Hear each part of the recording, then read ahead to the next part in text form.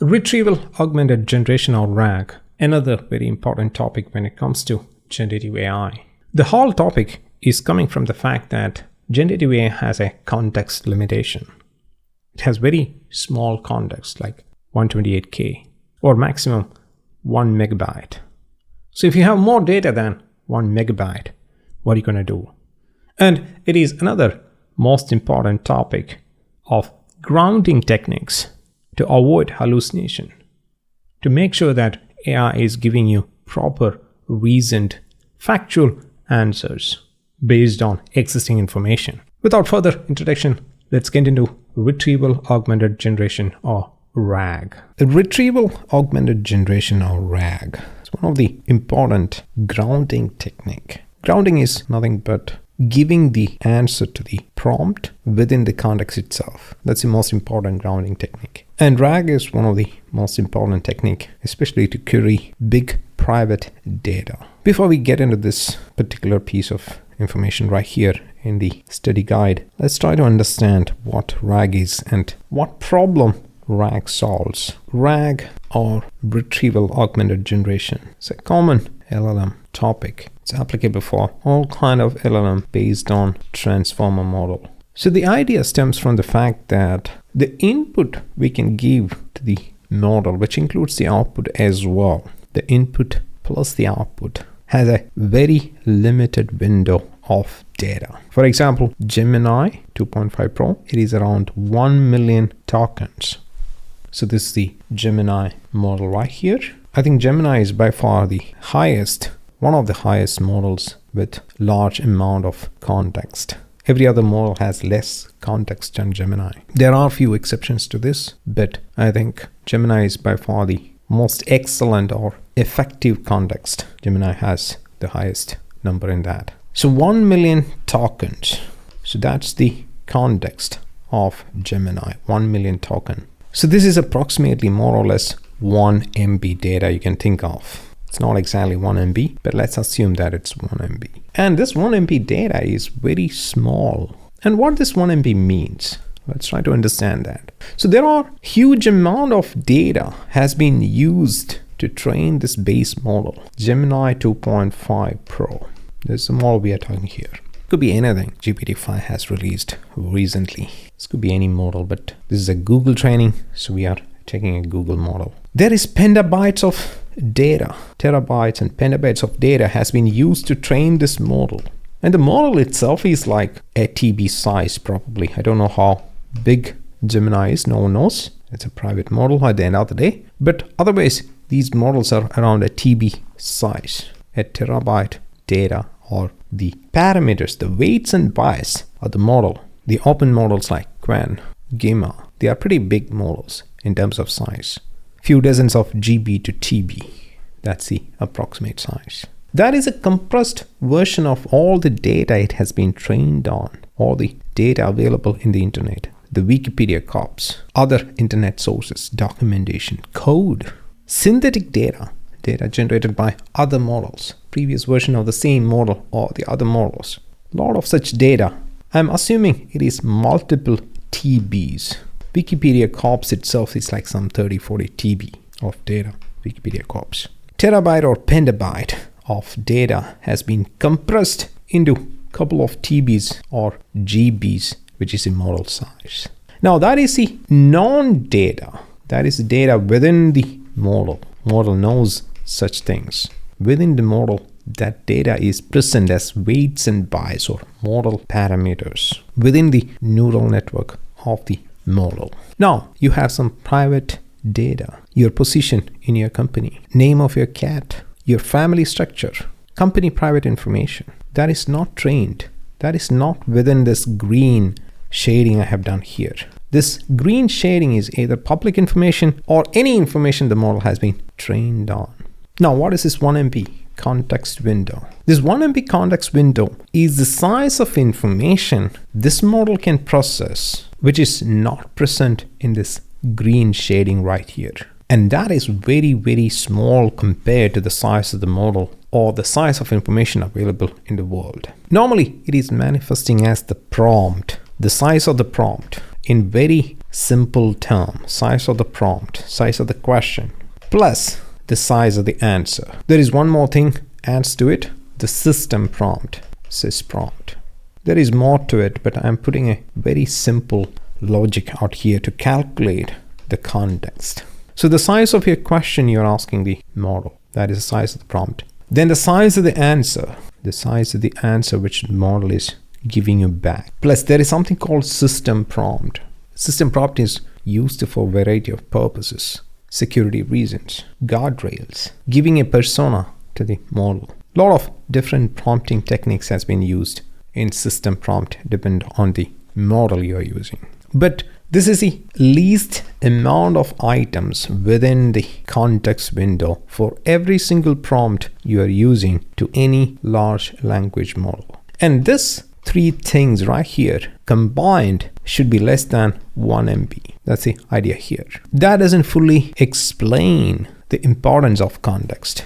The most important part or the context or relevance on the context is that anything outside this 1 MB, which includes all these things, model doesn't remember at all. Model has no idea about it. Doesn't matter you're using tools, doesn't matter you're using agents, doesn't matter you're using any advanced technique. This is a problem or disadvantage of transformer-based models, limited context window. This is coming from the very low-level architecture of large language models. So if the information is not present in this 1 MB, it is completely out of the reach of anything out here. So any question you're asking a large language model should be either present in this green shading I have done here, which is the data which the model has been trained or fine-tuned on. You can fine-tune and change this green with a lot of fine-tuning things. That's another topic. Or it should be present in this particular red data which I'm giving here, which is a context. If the data is not present in either of these things, you will not get an answer from the model. And the important thing to understand is that this 1 MB, you cannot make it remember by any means, even through context caching. Context caching is just saving your token, but it doesn't increase the context window itself. So the context window is a very hard limit for any model. Very important point to understand. If anything is outside the 1 MB window, it is fire and forget. All it is doing is remember the data inside this context other than the one it is trained on. Now, you must be asking how chat application works. Chat remembers your previous conversation. Chat remembers some of the documents you have uploaded. The answer is either the chat is summarized within this 1 MB or the chat is sent completely along with the question you're asking. If you write an API to access this model, you will clearly understand how it works. So that is the importance and disadvantage of limited context. Now, the problem is I have a 1 GB document sitting right here. This is my private company. I have a 1 GB document here, 1 GB, private document. And I want to ask questions about this 1 GB data. Somehow I want to give this 1 GB data to this model, which it is not trained on, but I need to get information about it. For example, this is my email, my private email. AG has traveled to India on XYZ date. This is the information which is only present in this particular 1 GB data. AG has traveled to India on XYZ date. Now the prompt I'm giving to the model, let's write that prompt. The prompt I'm giving to the model is, when did AG travel to India? When did AG travel to India? So that is the question I'm asking to the model. And the answer should be XYZ. And it must refer to this particular data right here. And I cannot give this entire data in the context because the context size is maximum 1 MB. This line right here can be in anywhere within this 1 GB of data right here. Let's assume that it's a 1 GB text file or a combination of text files. Now the question is how we can achieve this. The answer is RAG. Let me erase this particular diagram and get a new one. So we have the model here, which is trained on all the trained data along with any kind of fine tuning. This is the existing knowledge of the model. This green lines you see here, weights and bias. The data itself is pretty big, no question about it. Almost everything you can get other than the private information. Now I have my private data, which is in my private network right here. This is my private network and this is my private data, this red. And size of that data is 1 GB. Now I'm going to convert this particular data into a different format called vector embeddings and store it into a vector database. This is the step number 1 of RAG. The sentence I'm looking is, when did AG travel to India? So this is the question I need answer for. And the answer is somewhere inside this 1 GB data.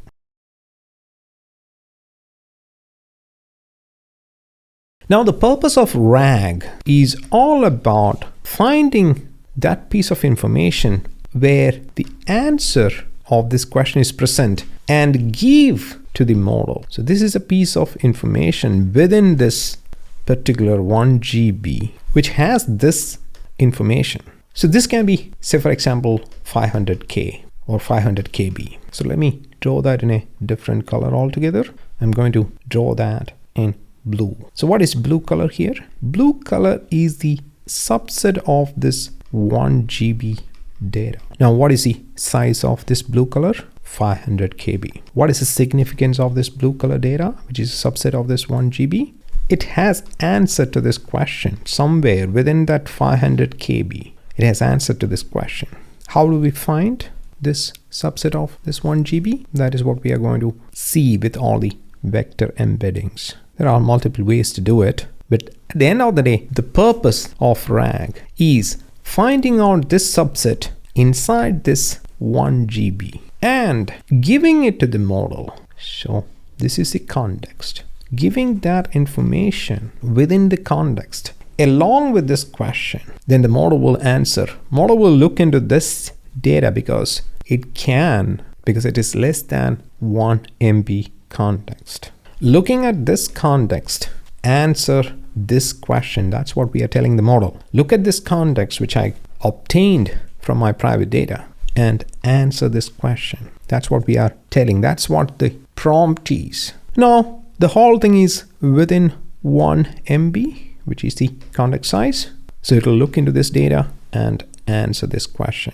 Now the idea is all about the technicality of the RAG is all about finding out this subset, this blue subset, which contains the answer to this particular question. For that, we have the vector database, and the vector database contains vector embeddings. What is vector embeddings? Vector embeddings is nothing but a format conversion of this 1 GB data, text data, into a different format which it can be easily searched. I'm not going into the details of it. At the end of the day, it is a highly multi-dimensional vector space. Mathematically, it has a lot of different meanings, which I'm not going to the details of it. If you want, you can watch my other trainings. But right now, all you need to understand is that it is an efficient way of searching for this particular question within this particular 1 GB, the whole 1 GB, and obtain a subset of that 1 GB which contains the answer to this question, so that we can give to the model within the context and obtain an answer for this. You can even think of it like a plain text search, like a find in the notepad, but it is far more versatile than that. But you can think of it like that. For example, all the areas of text plus and minus, say some 50 words starting from India, plus and minus, simple logic to get the context, because the question contains India. So you are searching for the word India in this whole 1 GB, and you are adding some 50 words before and after that. But vector embedding is not that. It is completely multi-dimensional, n-dimensional data. So we have the length, breadth, and height in our 3-dimensional world, but in this vector embedding, you will have hundreds of different dimensions like that. And your embedding points within that higher dimensional space, and you are searching a particular word or a concept within that particular multidimensional space. So the main thing we do is convert this particular 1 GB into vector embeddings using a vector embedding model and save into a vector embedding database. And whenever a query comes, we search inside the vector database, get the context, which is this, give to the model along with the question and get answer to the question, so that we can cover the entire 1 GB of data.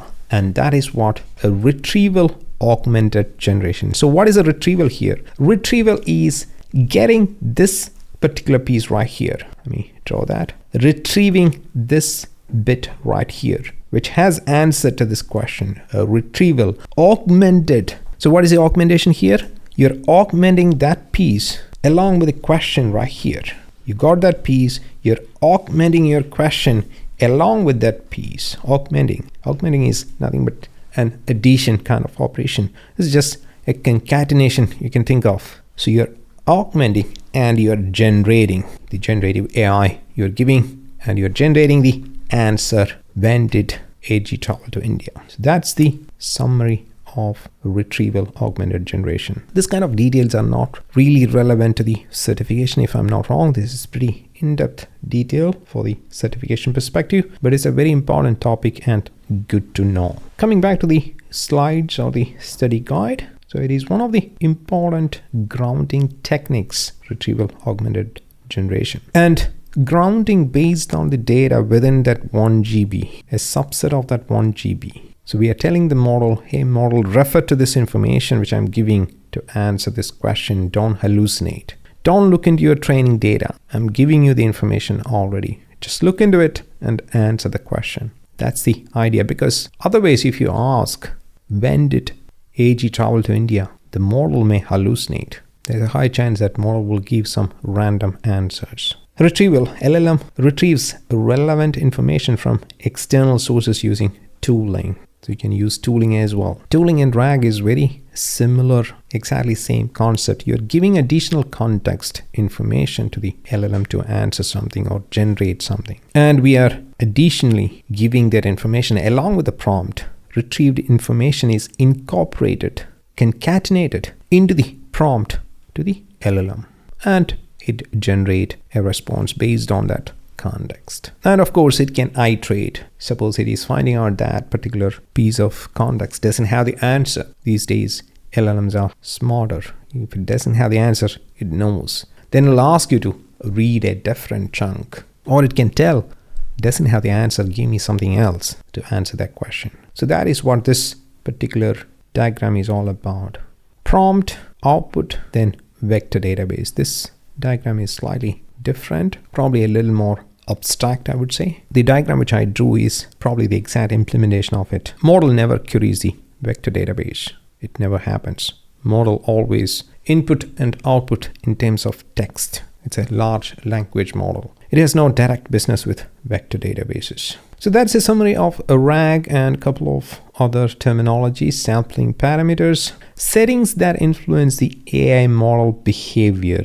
So in case if you want to fine tune the behavior of certain models, especially when you use APIs, it is important to understand how these things changes the behavior of the model. Token count. Token count is normally nothing but the context itself. Mostly token count is the entity which you are getting charged for. Higher the number of token counts, you will be charged more, unless you are using a private model hosted by yourself. This represents the meaningful chunk of text like word and punctuation. It's one of the most important parameters to consider when you develop a LLM-based application, token count, because it is directly proportional to your bill. More the token count, more expensive your queries are going to be, or your prompt going to be. Temperature. This parameter controls the creativity or randomness of the model word choices during text generation. So basically, when the temperature is high, the models are very creative. Less accurate, more creative. Topi is very similar to temperature. At the end of the day, all these are statistical based machines, especially the transformer based models. They are always taking the highest probable next word behind the scenes. Although it looks like it is talking English, at the end of the day, these machines predict the next token, highest probable token. That's what Transformers does internally even today. Now, there are other options. Instead of most likely tokens, we can select the next most likely token. So that's where the top P coming in, which is very similar to temperature. Temperature changes the probability of the tokens. Top P slightly randomize the output or the token which is getting selected. Again, tweaking and tuning top P and temperature gives different level of accuracy and creativity. If you are tuning around this, check what is fitting in your particular use case. They say almost always don't change both at the same time. Only change one at a time. If you're changing temperature, don't change top P. If you're changing top P, don't change the temperature. But you can experiment with it if you're doing something with these counters. Safety settings, very important when it comes to large language models, making sure that it is not giving you any harmful, problematic, violent content. Output length determines the maximum length of the generated text. A lot of these days, the cost of the question, the token count, and the output is different. Check your pricing tags for your models. Normally, output is more expensive than the input, although both are part of the same context. So we have seen the example of RAG as well as the Blackboard explanation of retrieval augmented generation. It is one of the important techniques or grounding techniques for generative AI. In corporate cases as well as chatbots, which answers questions from internal data instead of public data, RAG is used extensively. Thank you for watching, and I'll see you in the next lesson.